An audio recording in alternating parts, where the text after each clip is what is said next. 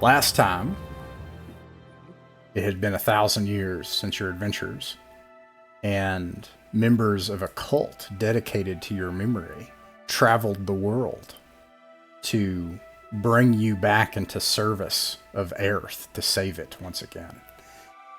And the giants of Ur-Lirea, the sunken temples and cities of the Second Age, have arisen and claim to be in service of law. But their aim to do this, which you've encountered this situation before in your adventures, is to awaken the gods of law back from their slumber by a ritual to raise a chaos titan to cleanse the world so that it can all start over again in a cycle of history. So you've traveled across the great desert of Earth, and you combed the desert for clues for how you can approach this temple and anything that you could use, and you found strange magical objects in the desert ruins. And you've come to the city of Starless, the sunken temple city of the Ur-Lireans. And you are all birds currently. And actually, I think if I recall correctly, didn't combat start and then we ended? Did I forget that? Is that right? I don't remember combat, but it could have happened. I know that we were watching a bunch of people and some 8-foot guys around a circle doing something, and then I suggested that we either fly in and attack and become ourselves again, or we flutter over to the ritual chamber and start messing that up. I think we did end up in combat, because if I recall, the people some of the dudes that were chained up in the center of that room were like mishappen smaller versions of those giants, I think. Because we fight if you guys are. Yeah, I think that's what happened. I think that you somebody tried to fly closer or something happened, and now you all it disturbed them, and they are now responding to you, and the armies camped outside will quickly rush into the temple. There are many hundreds to deal with you and to bring whatever magical weapons that these ancient giants have to bear on you in response. So, let's see.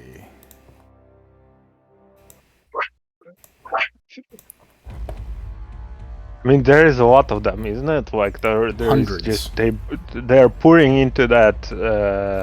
So we're just gonna run. I think like that's the best idea for us to do. Just fly away. They're not there yet, but yeah, these things. Let me actually look here. I'll read this again. That what you saw here is an enormous temple stretching out. Actually, let me, just for everybody's reminder, this is kind of a side view of what looks like what's going on. Tall stone columns support a golden arching dome, a checkerboard marble floor polished to a bright sheen. But you can still see the tread of thousands of devotees across millennia. The temple seems devoid of any altar or shrine, and instead the sole focal point is a raised stone circle in the center with marble columns carved in the likeness of humans. Now, this is a little bit deceptive. These things are very, very big, and these things are still very, very big. They're probably, these people are 10, 15 feet tall, probably, I think. Yeah, these black shrouds are bound in heavy chains. The place smells like urine and death. Several of them hang from the chains dead, but 3 of them are not. I think I was even going to give one a chance to attack because somebody flew down. That's what I remember. Tell me if I'm wrong. It might have been me who flew down. Yeah, somebody said, I'm going to fly down. Like, I remember that happening. And I'm like, all right, here we go. All 3 are going to have a chance to just snap their chains right off. Let's see if that happens. I got none of them snapping their chains off. And then the other thing is, you fly down. What are you trying to do? Grimble as a bird. The giants are the one holding them up? They're chained to these marble statues in the form of huge giants that are 3 times their size, making them probably, 40 feet tall, almost 50 feet, whatever. They're, I don't know, 10, 15 foot tall each. The big ones are statues. Yeah, the big ones are statues. The little ones are, but they're not little. They're these things are like 10, 15 feet tall. Okay, so they are... In that case, if they can't snap their chains yet, Grimble's gonna turn back into a dwarf and bring his lance down on one of them. Okay. Death from above! All right, let's see here. Grimble transforms from a bird back into. You can roll with a d24 to attack one of them, and this will just determine how effective the attack is if you hit or not. These things In that case, I'm are gonna work on the funky roller. even in a degenerate state. These and even chained up, these things are mighty and huge. These people. Okay. That would be 20 to hit. All right, 20 hits. You can go ahead and do all of your attacks. What is everybody else doing? You can hear the armies of people stomping in from outside, having heard heard these people cry out. 9 damage. Well, I think I'm gonna hopefully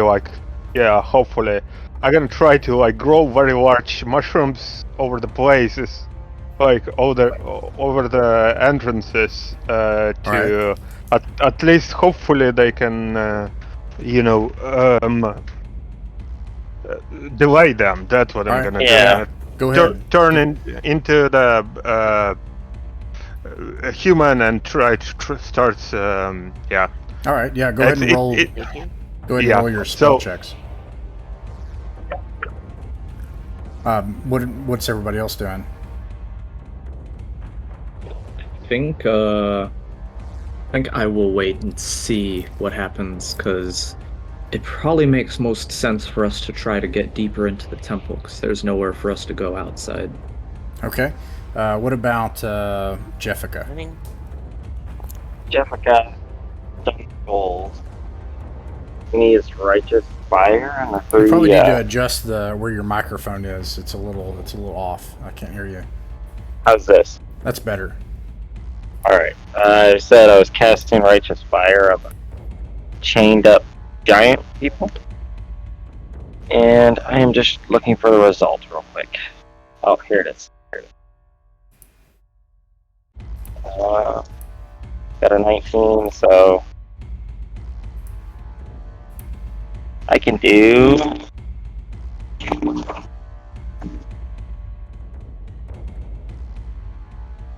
never mind, it's a failure on a 19. Okay. So, all right. Meanwhile, back to Grimble. How much damage did you do, and what stunts came off? I did 23, and I got my shield bash and one of the piercings down. Nice. So I'm going to rattle him for -2 AC for the next little bit, and I'm going to jam the spear into his shoulder, so that's one less arm to use for the next little while. All right. And how much damage did you do? 23. 23. All right. Yeah, you crack into this thing. You find that it is this person wails in pain as you beat. You just punish them as they're chained up. Now, on his turn, they're going to actually try to focus on snapping the chains off. You can see that happen, but even despite all the punishment, you can see that they're still surviving.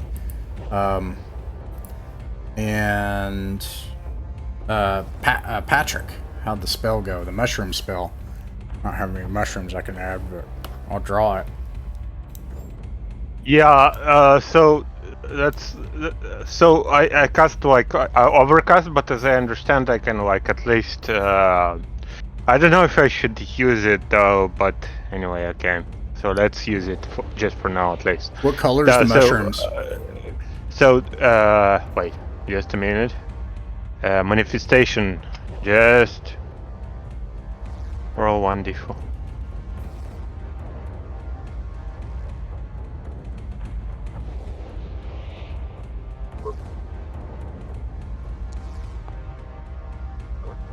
Three, so it's a small buff fungus sprout out of the caster feet and spiral out of towards its target. Anyway, the spell is like that. It doesn't say what color actually. Just pick it doesn't one. matter. It's gonna be like how you call it? The red with the red color. Yeah. Gotcha. The caster collapsed the fixed stands of giant mushrooms to block the passages from the protective walls or create spongy ramps to reach a higher ground. The amount of fungi generated can fill up an area to 150 square. How long? Tell me how long I have. They block it. 30 minutes. 30 minutes.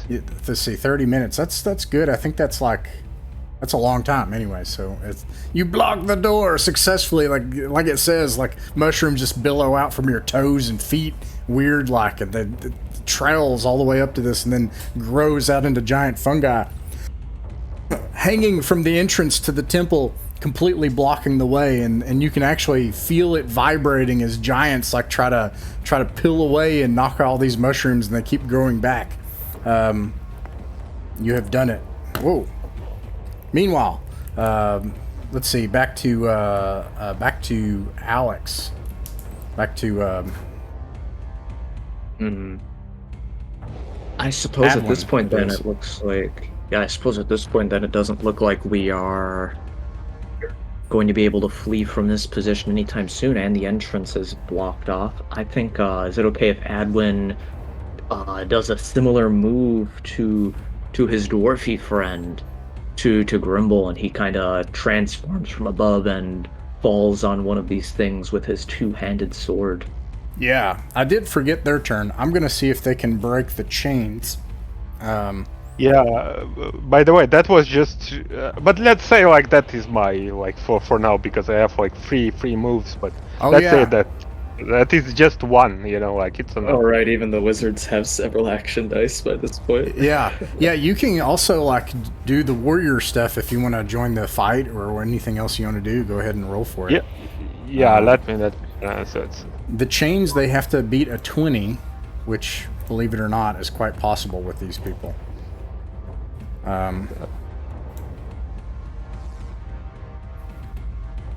That one beats his chains. The others do not. One of them snaps free. Probably the one Grimble damaged, out of rage. And then meanwhile, you all can roll for damage. And what's Jeffica doing? Yeah, I forgot about second action dice. She's swooping down and trying to take a swing at the one that broke its chains. I rolled, and that's a 5, so never mind. Oof. Okay. Yeah, so you can kill the one that is free if you want right now. So here's the my result. It's 23. Mm-hmm. Does it hit? Yeah. I'm saying which one well, first of all, what are you doing? Like, which one are you attacking? Which? Yeah, I gonna the one that's break. All right. Break. Describe your kill. Yeah, I'm gonna take a spear. Again, Patrick. It seems you're doing something not very nice. I wonder what you're trying to do here. I must disturb you. And he takes the spear and just shovels it straight into the eye. Hopefully he can do it. Yeah. Is it possible? Yeah, I think Grimble has beaten this guy down where he's on his knees. He snaps the chains and then holds his face up, and then you say that stuff, and all of a sudden the spear just juts out from the back of his head through an eye, and then he finally falls, and you pull the spear out of his head. Let's see. Anyone else do any damage to the others? Adwin, that is. Let's see. And Nice, also, that does Grimble, you work. can attack again on this. It's the second round. I got one crit. Yeah, one crit, and I think does that 17 connect? A 17 does not. Yeah. Well, at the very least, let me roll this crit up with a whopping 2d20 on the Nice. 5th table. 19. The strike removes the crown of the target's skull. He dies from having his brain matter exposed, if he has any, in 3d3 rounds. Yeah, you crack open this thing's skull and some of its brains fall out. It like screams in horror. The mushrooms are shaking, as like they're trying to batter these things in. I'm going to start giving them a check, but it's only going to be 1 check per round, and it's going to be very high to try to get through those mushrooms because they're also trying to bust them down. And I missed with one of the spear throws, but I got a 28 and 29 on the others, and a 26 on the shield bash, and that'll equate to 22 points of damage. all right, for the second survivor, that's 22 damage. So you run over, and Adwin he transforms from a bird and just cracks off one of this thing's cranium. It screams, dying and falling over, vomiting. The other one you just pile into and start knocking it over too. This little dwarf, the 10-foot tall giant. And let's see, it's their chance again. Wait, no. Patrick, your second turn. What do you do on your second turn? What I'm gonna do is gonna try to burn them. So let me see what's gonna happen here. I'm gonna go ahead and see what happens with the two things and see if they can. They got a nat 20. Wait, why didn't I roll? Right, it's 12 plus 22 plus 4, so it's 26. What I do is just give me a second. Sorry, I wasn't prepared. Alright, I'm gonna roll a couple times to see if this thing can get out. And if it can't, alright, the second time it will get out. Go ahead. Yeah, it's free. I gonna do a free race. 1d12 plus caster level. So it's 3d12 plus 30. Yeah, because each one gets the roll, and it's to one guy that is not dead. So it's 50 damage. 50 damage. Yeah, you kill this guy just as he's about to snap off his chains.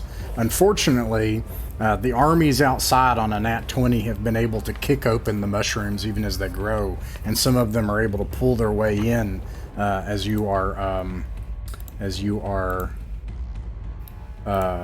growing around them. And the armies of Ur-Lirea enter the temple. They are an endless tide. What do you do? Yeah, and I have another action, so might as well cast a choking spell on them. To try them. I don't think you can. I think your spell has to be your first action die as a wizard. And I think it does. And then Yeah, you only get one. Oh, okay. So I guess I'm gonna be just running. I see. There's probably loads of them, so let's just run here. Let's go here. Okay, you all do that. You run, but then you get over here. Well, actually, I'll describe it when you get here. It says, a pair of short golden doors is set into the temple walls. The hammered gold leaf depicts a human form inscribed within a pentacle.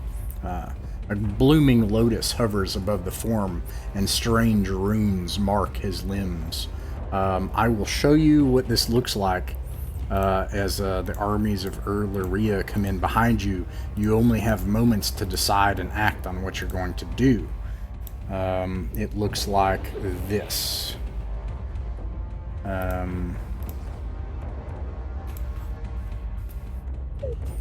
In particular, pay attention to the bottom of the image and scroll down. That's what you see. Door.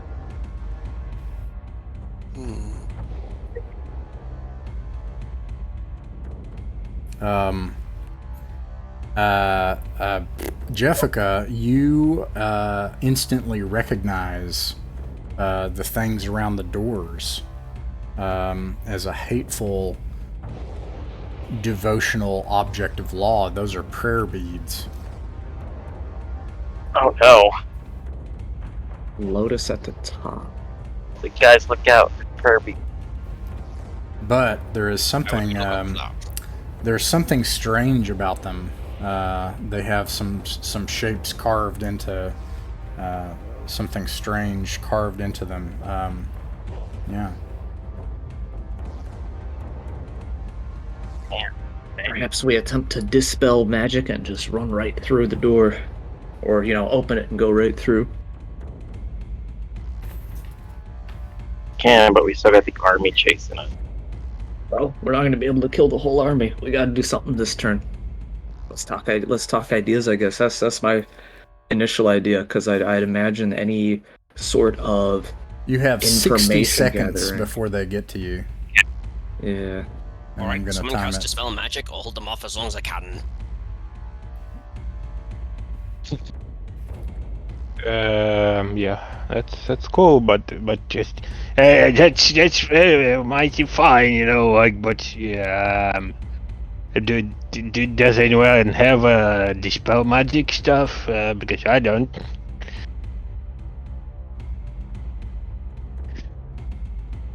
Jessica, no. I have one thing that can actually stop them for a time. I can cast Whirling Doom and just set up a wall of blades behind them, All right. and they won't be able to pass.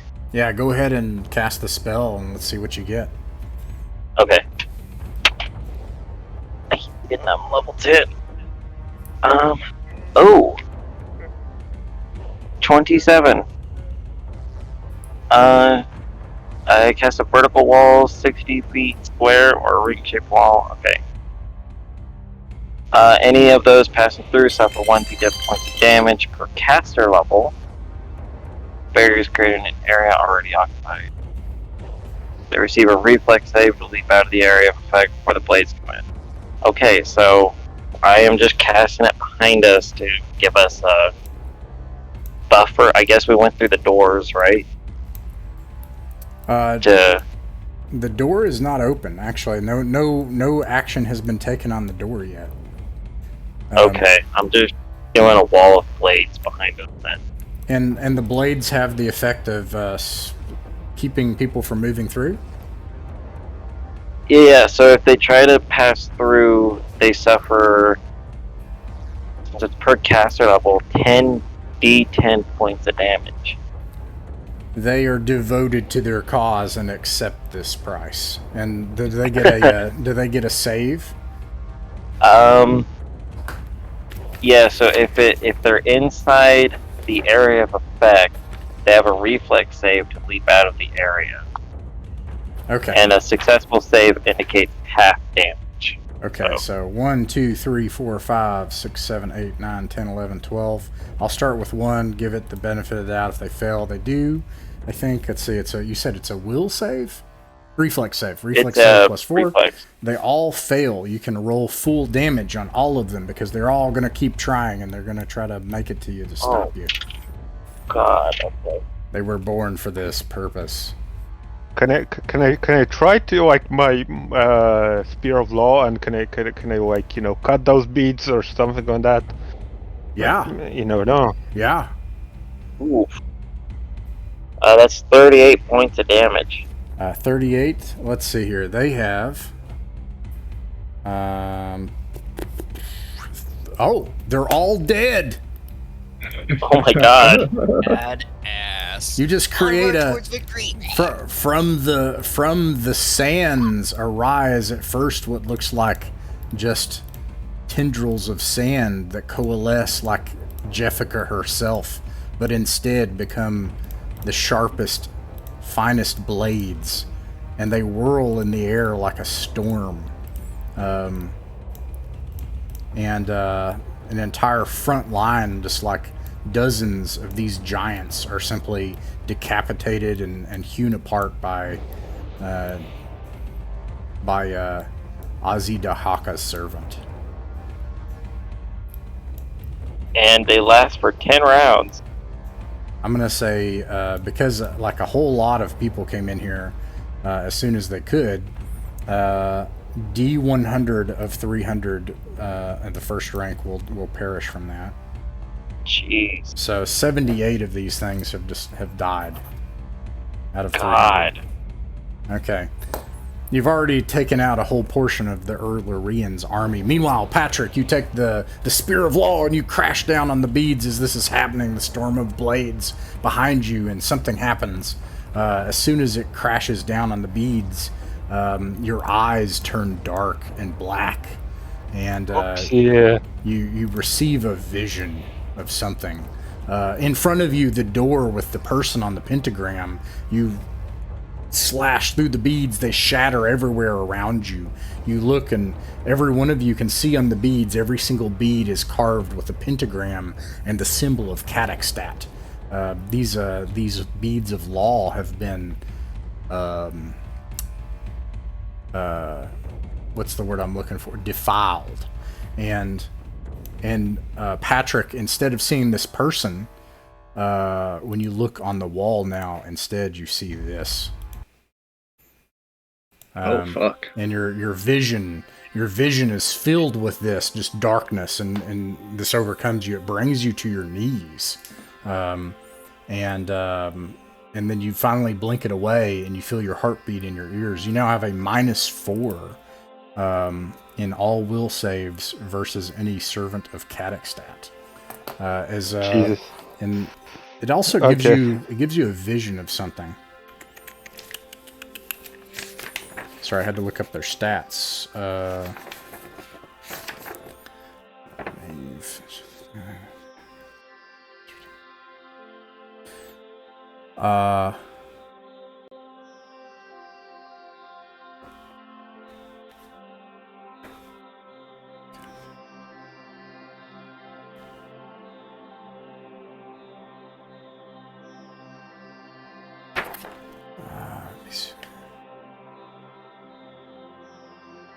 I'm confused. Give me a second.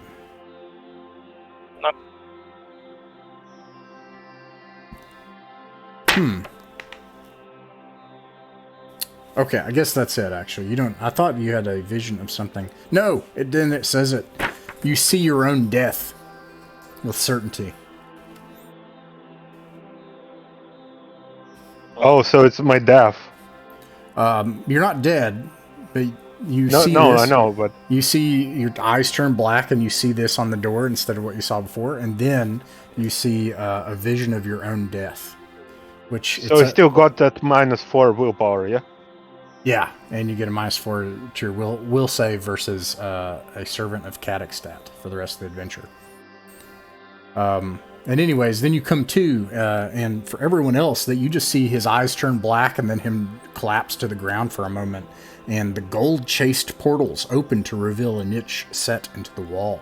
A polished skull rests within, set with strange stones and jewels. The crown of the skull has been removed, and the interior of the cranium plated with hammered gold to make a crude chalice. The door opens. Yeah. And Project just... And he's just, like, I think he's trembling. Like, he's and he barely, like, straight up. Grimble put his hand on his shoulder. I'll not let a brother-in-law die today, old friend. And however you saw your death, you know for certain that's how it will happen. It's up to you if you decide to share it with us or not.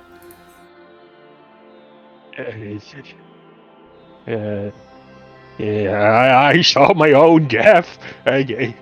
Trust me, it's not a very pleasant sight. It's not a very pleasant sight. I want to hear, Patrick. We can still win this out. Well, let's just finish it. Well, sooner or later, probably gonna be dead, but that's not a very nice vision. Anyway, let's go. Let's finish it. Alright, if the door is open, then Grimble will take point. Shall we trash up the ritualistic place, or shall we keep marching up forward?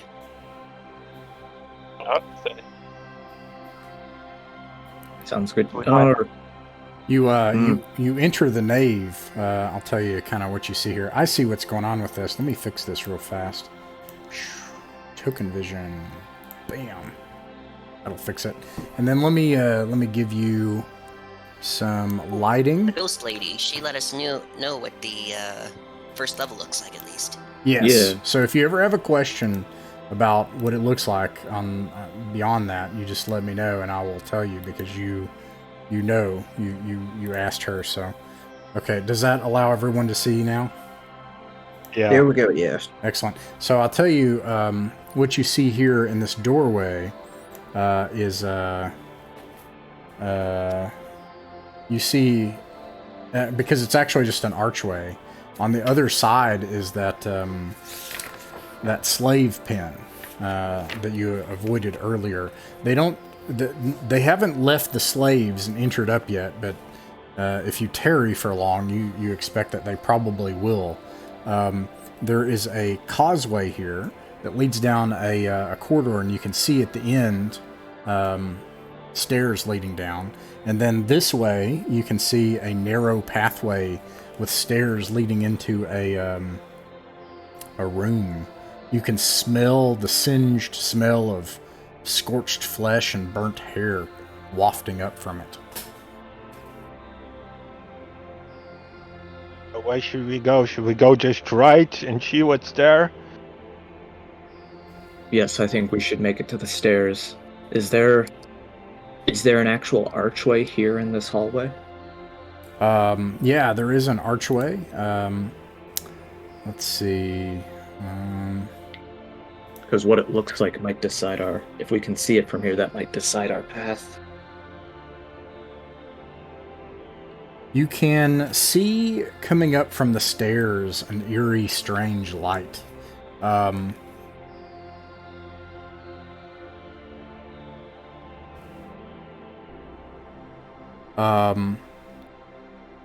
There are torches set in the walls, casting long, dancing shadows. There are I think since you've come in here, yeah, that's all you can see from here. Yeah.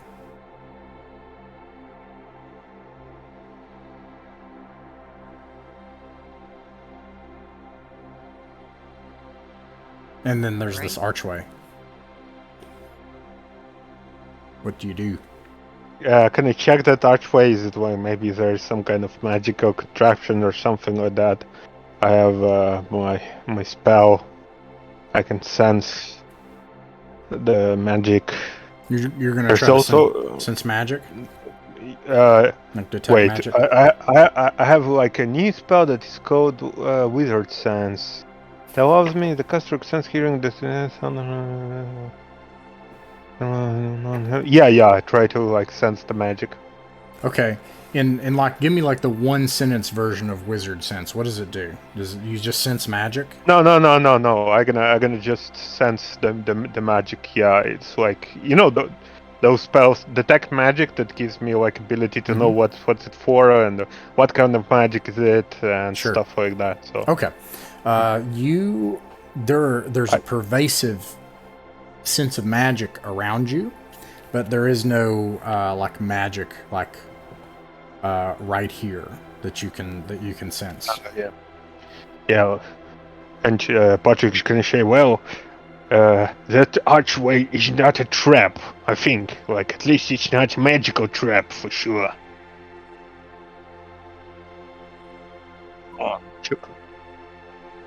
So where do you want to go? Do you want to go straight to the door or just go down?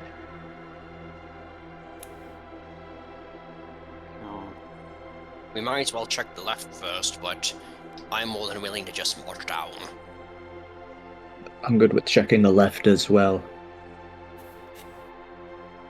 Yeah, let's open this door, yeah? It's actually open. I should have just had it open.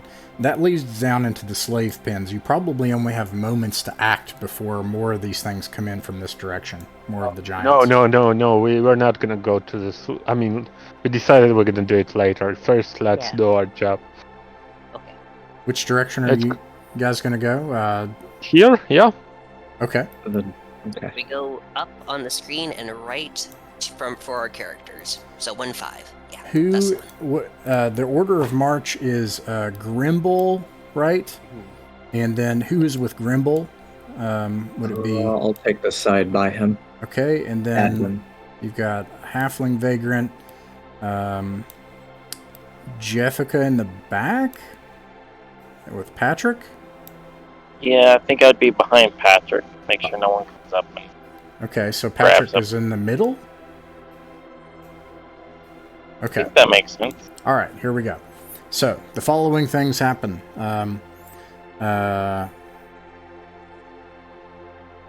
You suddenly see out of a niche in the wall that there are warrior women that step out, towering warrior women. They suddenly come as if to attention on the side of the portal. Just as you all pass through, there's a windlass set in the wall. And as soon as you pass through, they pull a lever. They like come out of the stone, pull a lever like immediately. Everybody can make a reflex save. Ooh.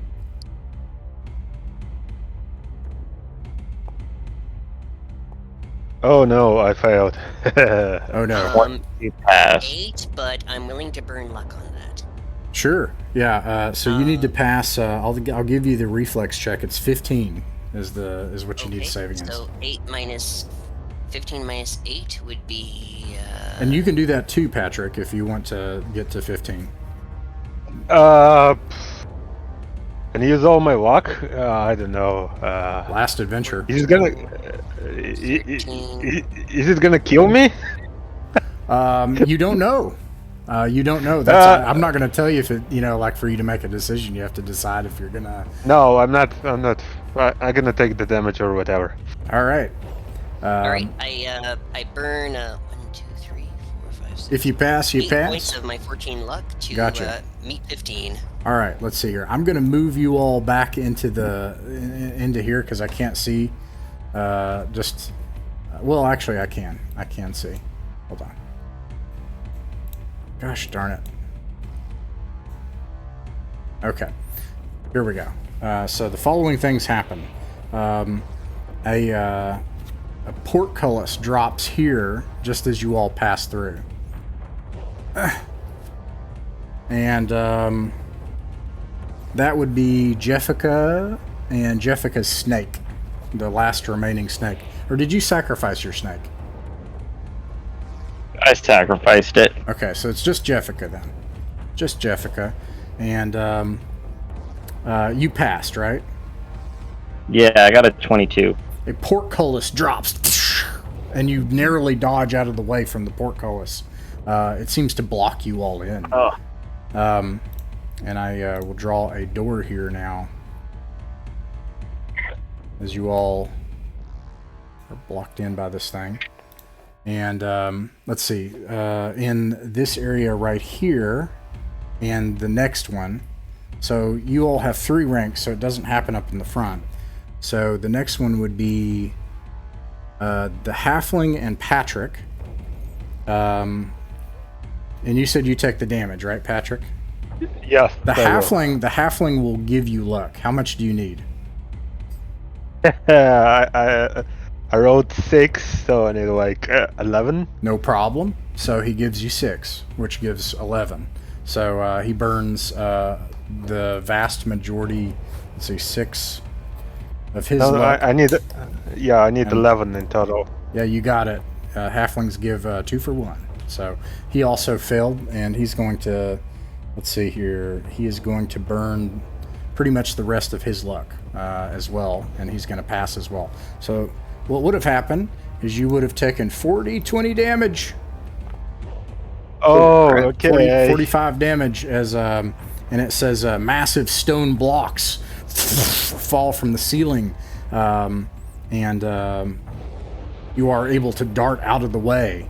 So this is kind of like Indiana Jones stuff. Like you guys are tumbling forward, and this stuff is happening.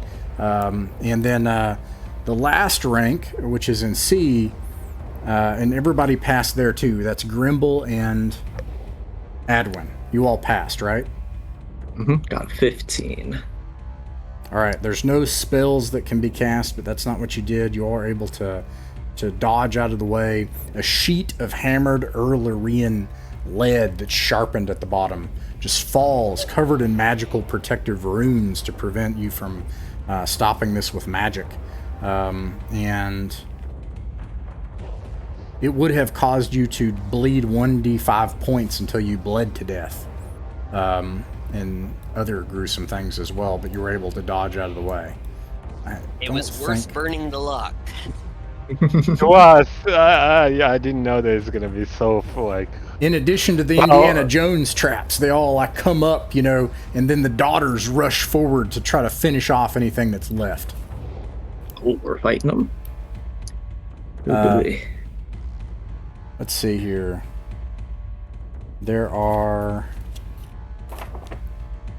2 of them, and with a zealous, crazed fury, they just blindly and crazily attack just everything they can do. And Jessica's in the rear rank. And let's see. Everybody roll for initiative, but I'm just going to do side initiative. I just want to see if you all win. You just have to win. I'll roll for them. We'll roll. 13. Ooh, 26.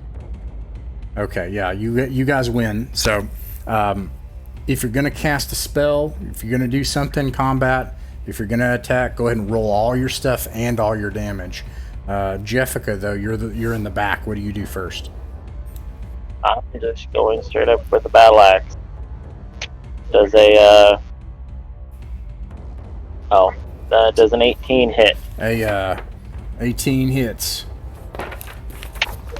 That's for 8 points of damage. 16's a miss, I think. Yeah.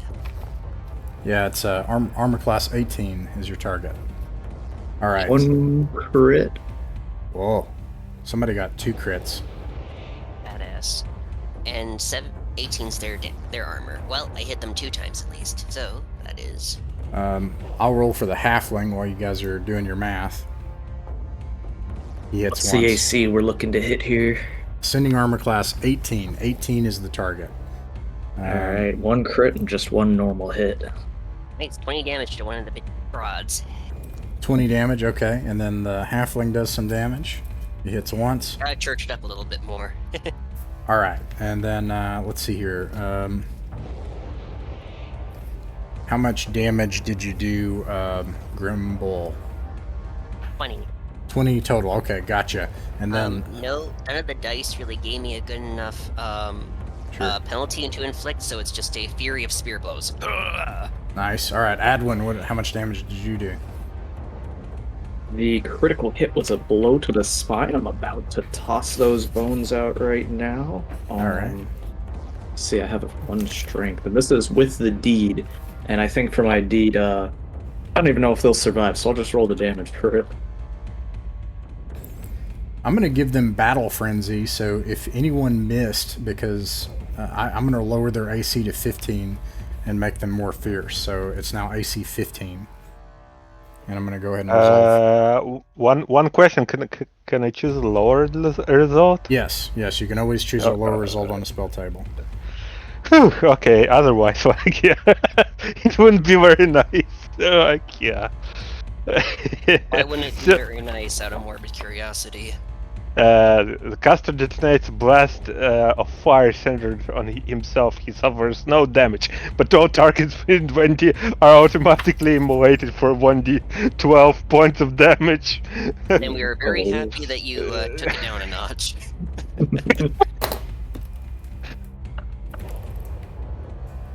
Yeah. It's kind of very like, yeah. All I think right. for my role, I think for my deed, because I definitely get some deeds off there. I'm just gonna fight as defensively as possible, so my armor class skyrockets through the ceiling here. It's higher than what we had than the maximums in the rulebook actually, because we're playing at level 10. But at the very least, I'm getting a lot of AC. Let me find the number.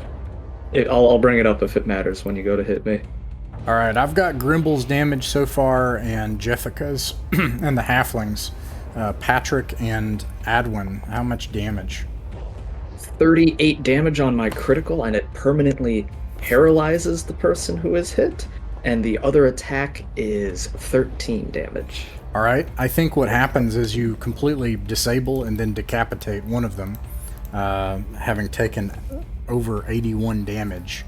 And then the other one, you swing around and hit her, Patrick. Yeah, Patrick did kind of like wait.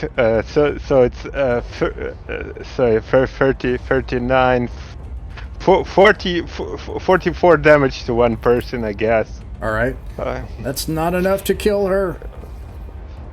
44, yeah, just 4. Yep. Yeah, and she catches on fire, but she needs to roll like D15 to save. Oh, D15. Okay. Oh wait, DC. Like she has okay. to pass the Yep. DC 15. She So passes. She passes. And they have a plus 21 to hit, so she's going to attack Jessica. It does hit with a 15. That's 37 to hit. And make a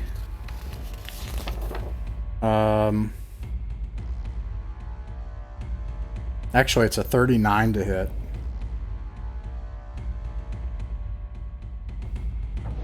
And she disarms you. She hooks your weapon, doing the following damage.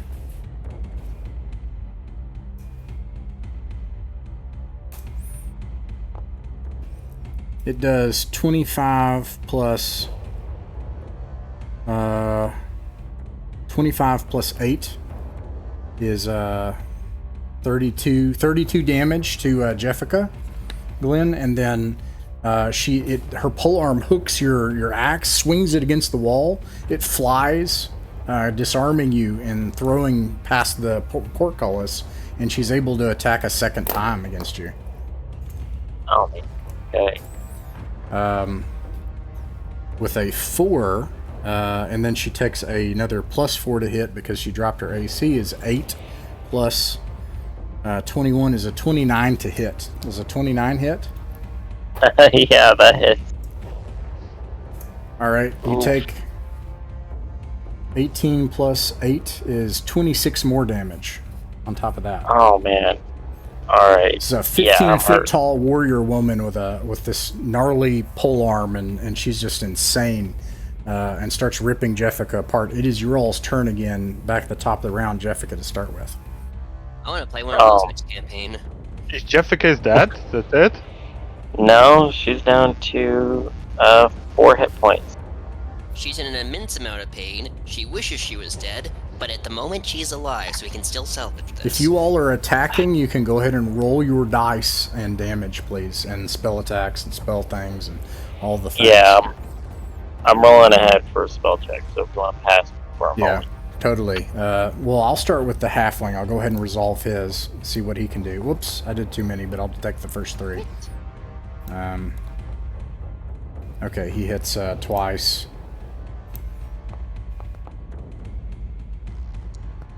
Doing a whole bunch of damage. Oh, I'm rolling so low. All right. Single hit. No crits. Yeah, you hit once. Let's see if you can finish her off, though, after the halfling. You go ahead and roll for damage. At least the D die comes in big. 14 damage. That is enough to finish her off. How do you kill her?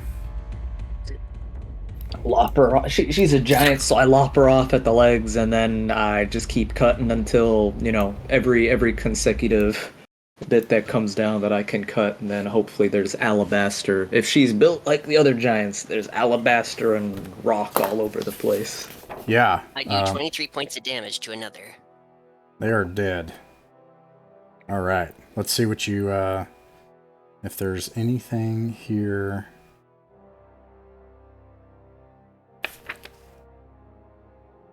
Oh, it dropped its AC, right? So that does another...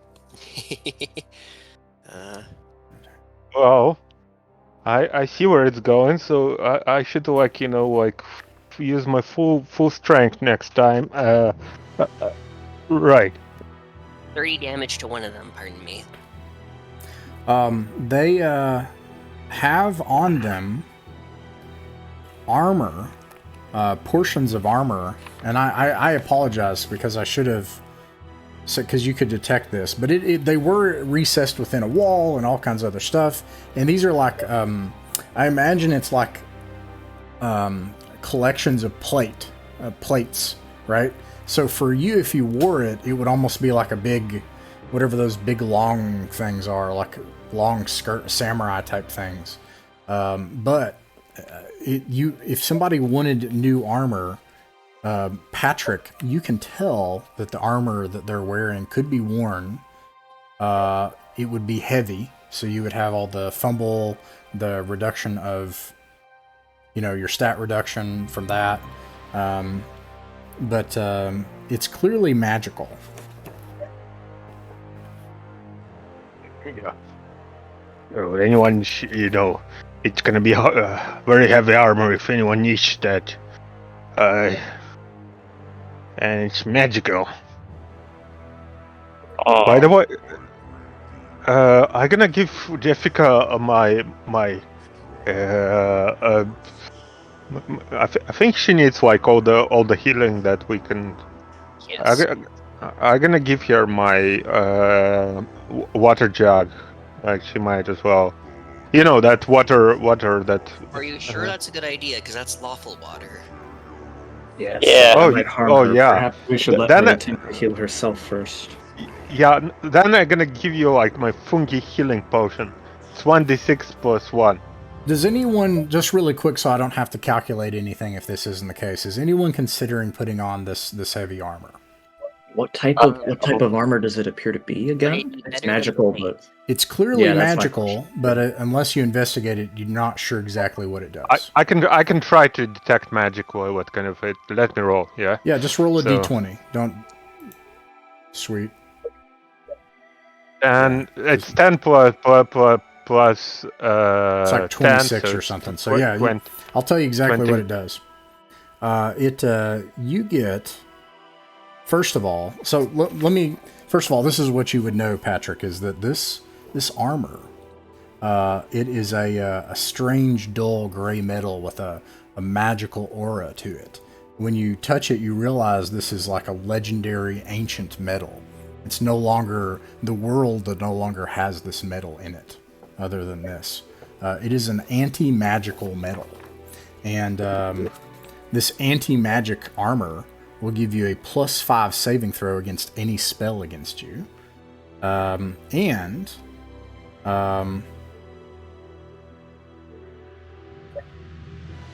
It is otherwise like plate. This is I'm otherwise gonna the same. take one. Okay. wait, there's more than one? Yeah, there are two of them because there's two daughters of Catixtat who are dead. Now, there's something else that you notice, Patrick. Yeah. You realize that this could be forged into a powerful weapon if you had some means of doing so. If you have any kind of magical means to quickly forge or alter something into a weapon, or apply it to a weapon, or melt it, or anything like that, this could empower a weapon magically. No, I don't have it. Okay. And then Jeffica, of course, if you have anything like that. And then you have a dwarf. But I will say the dwarf, it takes time and noise. That's the downside with the dwarf. He'll deal with it.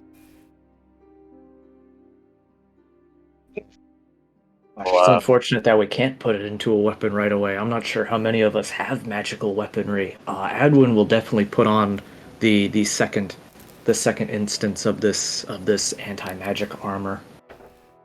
Okay. So you should change your fumble die to plate and the penalty check, and then otherwise also the armor class. Luckily, that would be the same as what Nice. I got. Speaking of armor class, this is the same as plate, or is there a plus to any of that? It's same as plate, except you get a +5 to saving throws against spells. Alrighty. Then my armor class stays the same. Okay. Then, I suppose there's only one direction to go. Pushing right down that staircase. Looking for, just make sure I have what I need here. 2 o'clock, doing okay there. Let me take a look at this real quick.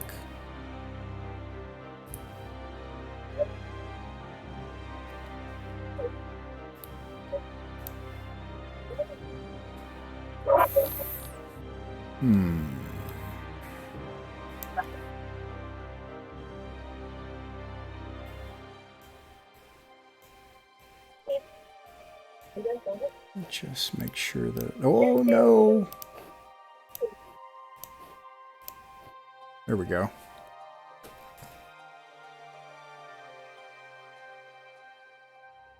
All right.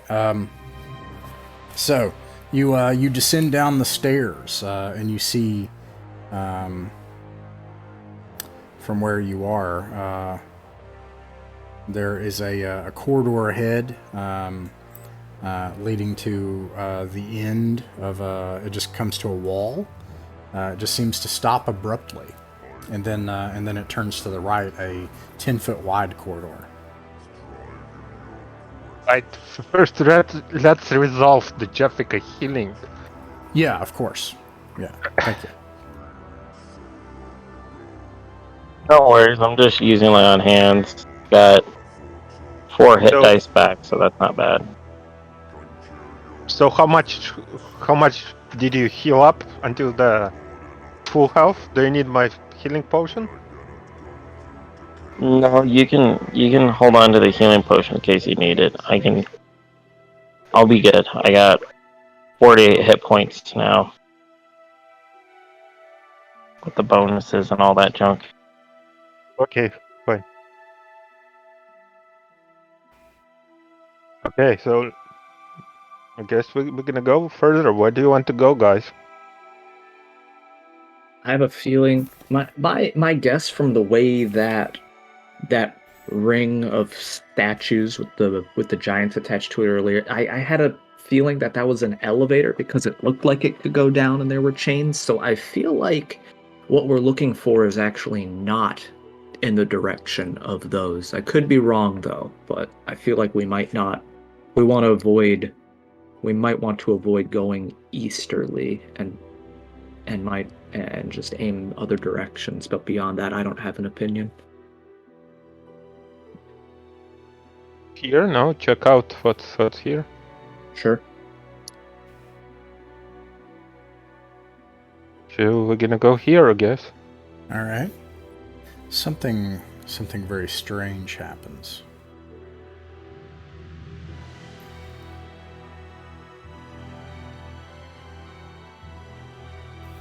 For any of you who have had a character die, make a will save.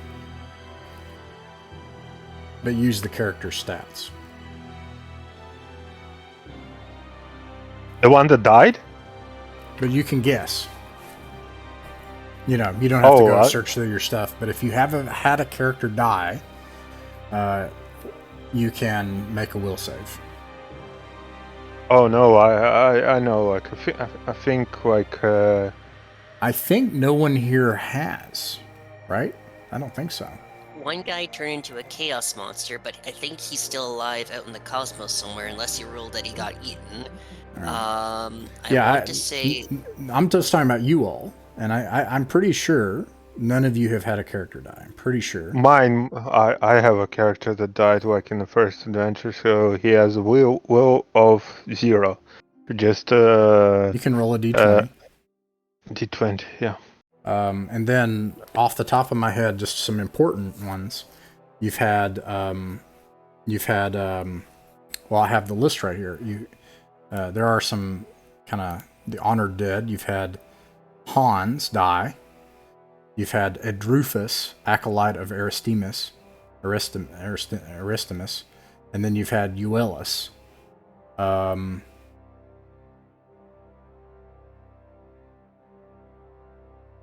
I think that's it. Right? So here we go. 7. No problem.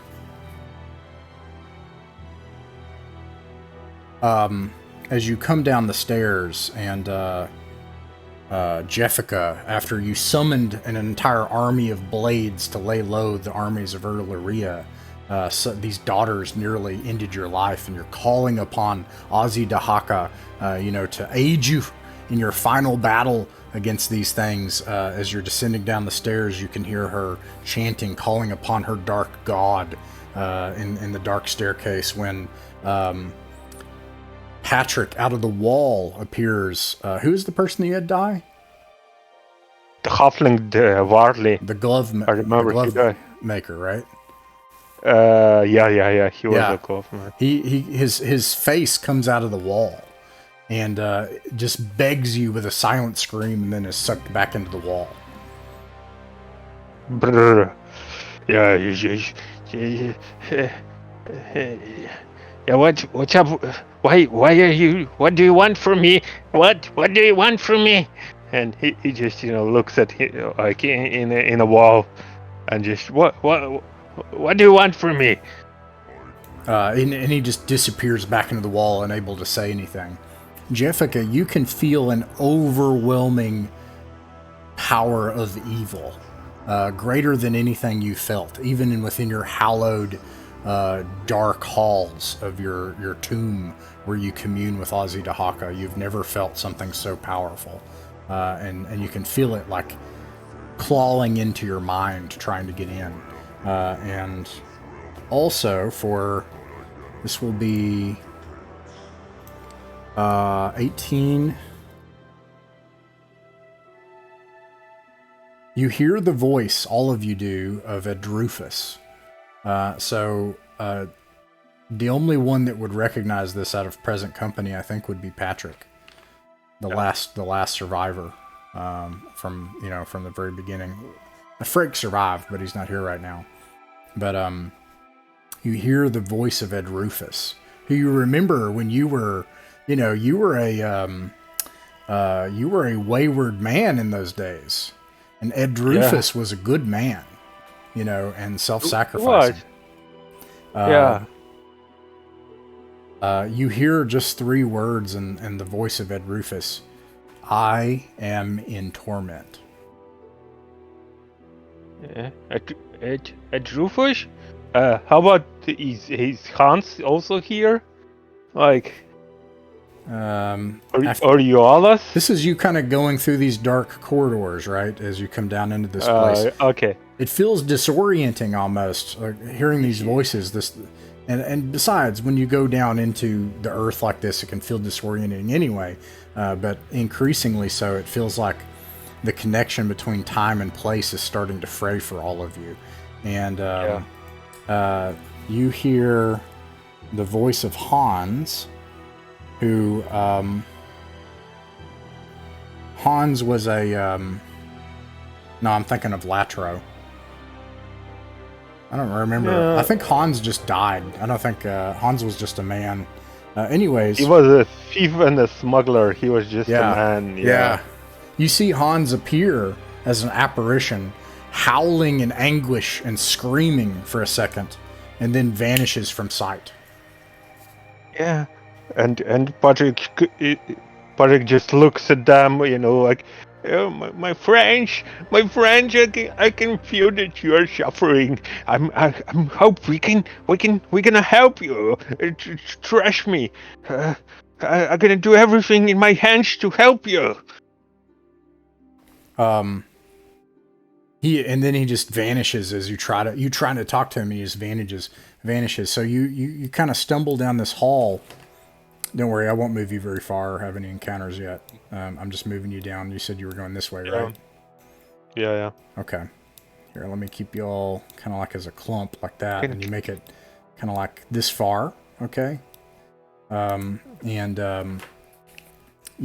make it about that far, and there's this long hallway ahead of you, and then you see standing in the hallway with flaming, you can tell, infernal fire pouring out of him from his eyes and mouth, and holding his hands shaking, is Ur-Lirea. Ur-Lirea? Is it you, my friend? I thought, what's happening to you? I thought Justicia had to protect you. You sacrificed yourself in the name of Justicia. How is it you're in torment? And he's shaking his hands in fear and pain and terror, and he says in an echoing, ethereal voice, "The power of Catixtat, it's changing reality in the past. The world is being unraveled." And Jessica, of course, you remember Ur-Lirea. You were there for that. Yeah, you were there with Ur-Lirea as well. Fought alongside him in the King Wars. When you finally transformed into the true form that you take now. Yeah, good times. He says, if you don't stop this, everything that we've done will be changed.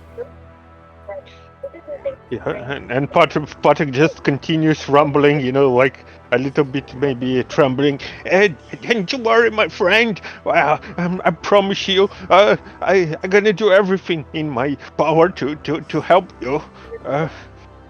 He says, you can ask for me to. I will pull myself back into reality 3 times, and I can answer a question. And out of character, Jessica and Patrick, I'll give you each of you 2 actually. You can write this down now. You can write down a circumstance that will trigger the spirit of Ur-Lirea to come back, only momentarily through time and space, to answer a question. Mm-hmm. What is the circumstance? Yeah, so a question would be, the circumstance would be something like right before a new combat occurs, if you find something hidden, if you end up surprised, if you can't figure out a way through, something like that. A general situation like that, if that makes sense. Before a trap happens, And before combat occurs. You could do that before the next combat occurs. You could have him appear, yeah. And he'll answer a question, but he may not know the answer, or he can only answer vaguely in his torment.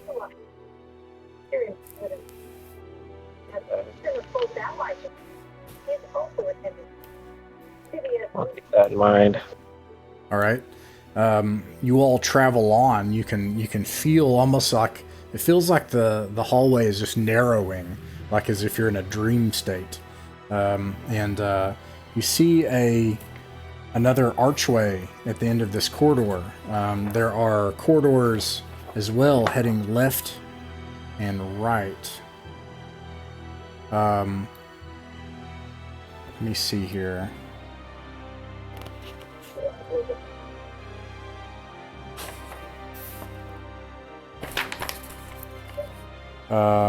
Corridors heading left and right. There's an archway straight ahead leading into a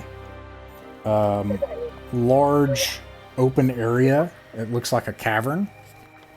And then Well, before we're gonna go like further, yeah, I'm gonna cast a spell. It's called a Wizard Sense. It has like different kind of results. Like the caster extends his sense beyond the normal human range to observe distant events or glimpse the truth. So Okay. yeah, Wow. I could, While you do yeah, that, might I have to use the washroom real quick? Okay.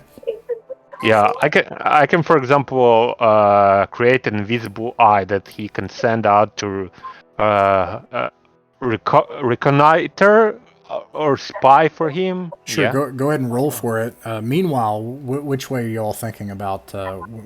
Well, you're gonna try to use the wizard sense. Okay. I mean, one thing is, as you, yeah, exactly, because you're just so high level. Like we already know you're. So right off the bat, we've got 20 plus 4 is 24. Yeah, 24 in total. So what I did is, just give me a second. Where is it? Wizard sense. So 24. The customer sends here to the song. Then I must choose location. Yeah, it's not very good, but like the caster extends his hearing to detect sounds and conversations at a distance. The customer must choose a location either well known to him, his own home instant, or within the sight of his current position. I'm gonna give you something, yeah. okay? With that, basically, I'm gonna say you can hear what's in here, you can hear what's beyond here, or you can hear what's beyond here, because those are your 3 choices. Yeah, where do guys should I cast the hearing?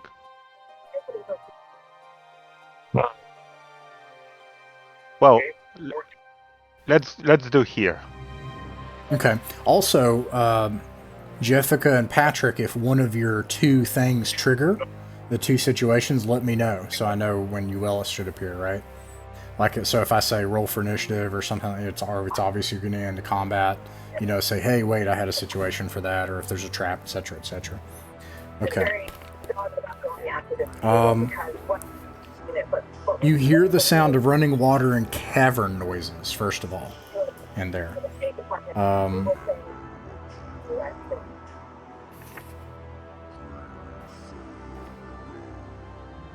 You think you hear slithering, shifting noises all along the floor. It's faint. Next. Yeah. Patrick is gonna. You can like see Patrick is gonna pronouncing some kind of spell, and then he would just freezes for a while and like he's listening for something, and then oh no, more snakes. I think I can hear some snakes there. Like at least it's not frogs. That's good. I think like there I can hear some slithering. I don't know if it's snakes or something like that, but there's definitely something there. The last thing you hear, Patrick, is the shifting, slopping, slapping noise of some kind of oozy, gelatinous stuff, and it's very long and pervasive, as if it's very large. Yeah. There's also like some kind of gelatinous thing there. Well, you definitely know that there are gonna be some monsters there, so just in case, if you're gonna go straight through that archway, there's gonna be a battle there, so just you can prepare. So perhaps that room is not even the direction we wish to go. Can we spot that staircase that I see on the map from where we stand? And if so, does it go up as opposed to down? That's a good question, and I think that indeed, let me see here,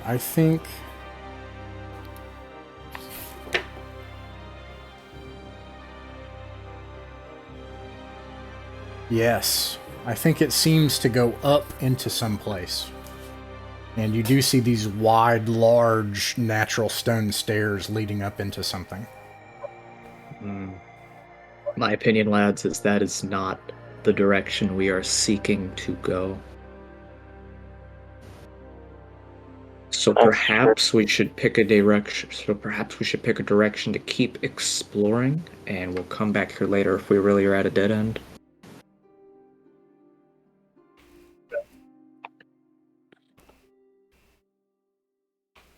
Okay. Yeah, let's pick a different direction then. Which way do you want to go? I'm sure I feel all seem valid, even back the way we came. If so, let's check the other passage. Why not? which passage do you mean?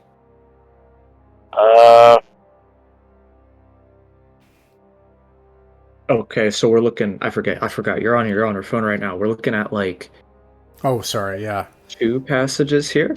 Basically 3. That's my fault. Let Let me say for Glenn. Okay. Glenn, you're looking down a 10-foot wide, about 30-foot long hallway, and there's this archway that leads into a wide open cavern. And you can tell that at the end of the cavern, some 100 feet off into the darkness, are these great big stone stairs leading up at the end of that cavern. So that's what's directly ahead of you. And then down this hallway, there's also a hallway going to the right and left that's more narrow and about 7 feet wide. Okay. I guess it's just kind of follow the. Let's follow that one. That's long and wide. Yeah, sorry, that was my fault. I started depending on the. It's VTT. okay. Yeah.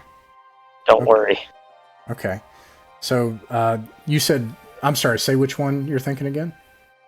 I was thinking about going to the one that for us to investigate the one that's like open and large and wide. Okay. All right. I'm going to leave it up to a vote because I know. Okay, we've got. Let's kind of pair it into the 2 big options of checking a side corridor or the big corridor. So Patrick and Grimble, do you want the large cavern or a side corridor? Let's go for the side corridor. You got it. Okay. Yeah. And then between those 2, north or south corridors, or right or left? South/left. Okay. What, Yeah, I'd say here. I'll let Grimble make the call in this case, this situation. Let's see what you see here. You see.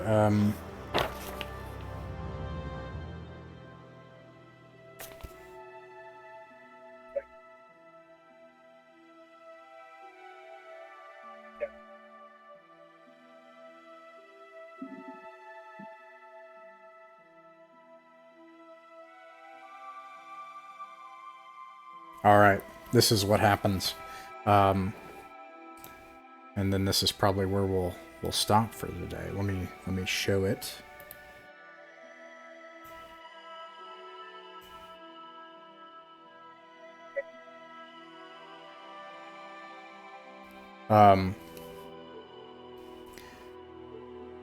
As you go down this hallway, it's choked with heat and the overwhelming stench of burnt hair and flesh. Oily soot covers the walls, blackens the ceiling. You see beyond a cerulean glow. You hear hissing, spitting sounds. As you approach, you can see a chamber dominated by a roaring column of azure flame. Across the fire sits a towering woman atop a rough-carved stone throne. The stench of burning flesh and scorched hair belies her calm. As the blast furnace of heat and oily black smoke billow past her beatific countenance. And I would say everyone but Grimble, you probably have to be like this as it gets hotter and hotter as you look down this corridor into what's going on here. A pair of towering warriors in iron masks stand to either side of the throne, massive swords at the ready and shields slung over their shoulders. I assume you don't go rushing in here, but you can choose to do that. But this is what you see as you start to come down this hallway. I'll say they don't notice you yet. This person on the throne seems utterly ignorant of your presence.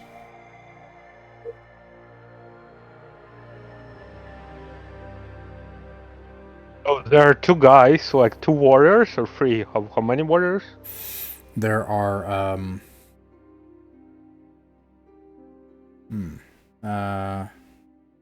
You said 2, right? yeah, I One think on I each said side? 2. Interestingly, they failed to put that on here. That is something they're supposed to put. 2 on either side. Yeah, and then this figure on the throne. There are She, 4 in total. she looks kind of like the woman who's on the throne. She's like the same size, and does she appear the same as these other alabaster giants that we've faced? Yeah, you can kind of see she is very, very tall and beatific, and beautiful and tall and lithe, and you can kind of tell from this character here that's kind of down below her. She's probably like 10 or 15 feet tall. Oh, that is her. I see. Okay. I wasn't sure what was going on in the image here. Yeah. Geez, maybe. Do you guys think she's the source of all this?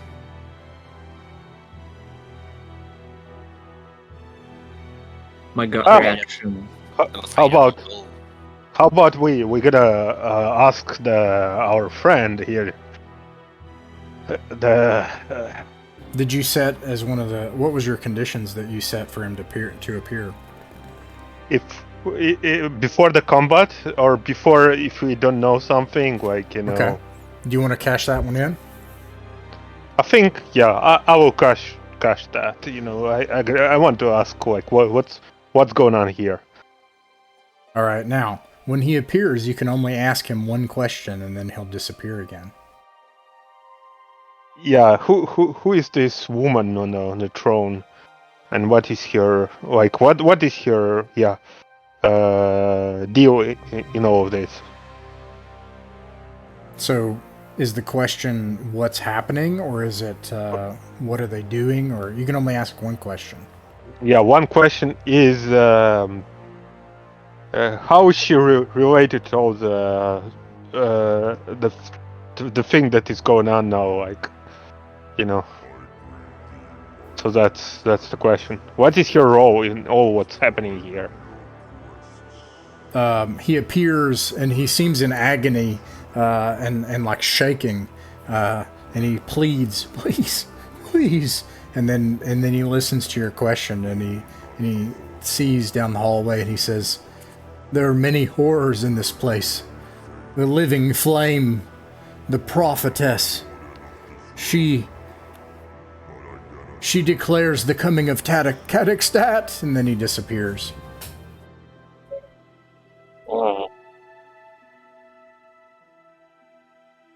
Catixtat is the god.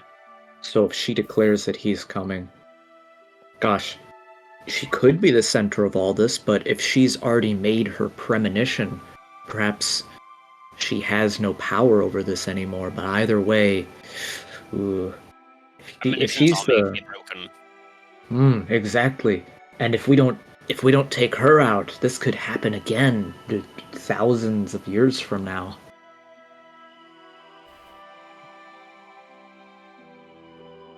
My vote is we take her on.